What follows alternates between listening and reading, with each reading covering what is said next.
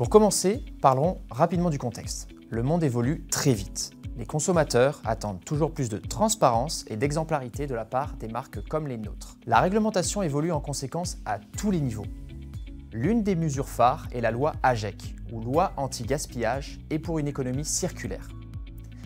Elle a pour objectif de mieux informer le consommateur pour qu'il puisse mieux consommer. Cette mesure est déclinée en plusieurs volets, dont un spécifiquement consiste à bannir l'usage de certaines allégations, telles que respectueux de l'environnement, biodégradable et toutes les mentions équivalentes. En parallèle de nos réglementations nationales, une nouvelle directive européenne, Directive Green Claims, va nous imposer des obligations plus larges, notamment en termes de justification des qualités et caractéristiques environnementales avancées et de vérification par un organisme tiers indépendant. Tout cela a pour conséquence que l'utilisation du verbatim éco et ses déclinaisons écologiques, éco-responsables, etc.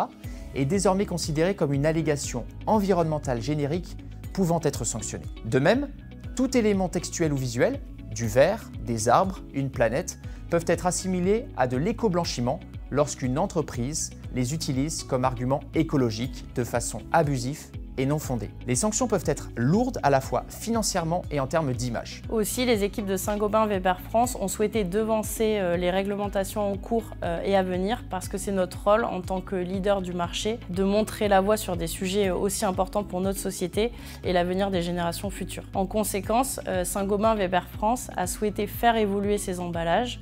Premièrement, les anciens produits Weber avec le suffixe éco ont tous été renommés. Ils ont été remplacés par le suffixe ENAE. Deuxièmement, pour être alignés avec les codes d'une communication plus responsable, nous avons investi dans la révision de l'ensemble de nos emballages pour renforcer les allégations environnementales sur ces derniers. Le tout en étant créatif pour éviter le verre et autres codes visuels qui pourraient exagérer la promesse de nos produits. En réalité, toute marque qui travaille sérieusement sur ces enjeux environnementaux peut factuellement le prouver à l'aide de chiffres et documents réglementaires. C'est le cas par exemple avec les FDES vérifiés.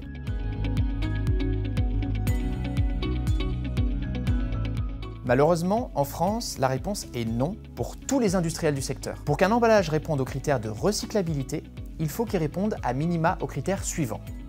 Qu'il soit collecté efficacement, qu'il puisse être trié et orienté facilement vers une filière de recyclage, qu'il soit conçu pour être recyclé ou qu'une méthode de recyclage soit développée, qu'il soit recyclé à échelle industrielle. C'est le cas chez nos voisins européens. En Espagne, par exemple, où un consortium a été créé entre les industriels mortiéristes, leurs éco-organismes, des fournisseurs d'emballage et des gestionnaires de déchets et de recyclage.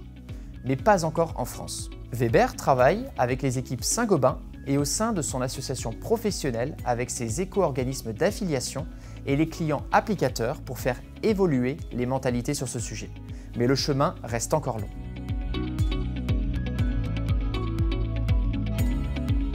À l'horizon 2030, notre objectif est que tous nos emballages plastiques contiennent à minima 35% de matières recyclées ou biosourcées. Nous agissons pour réduire l'utilisation de plastique vierge dans nos emballages.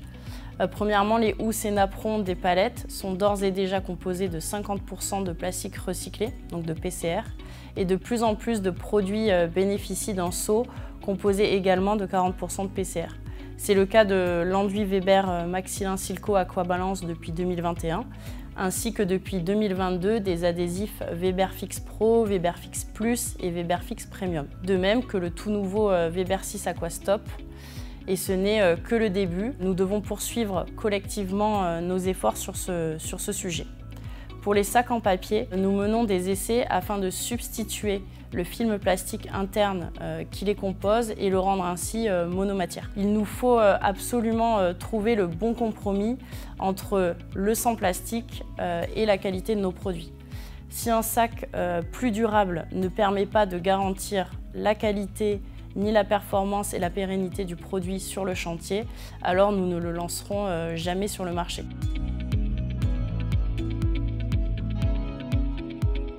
Des questions?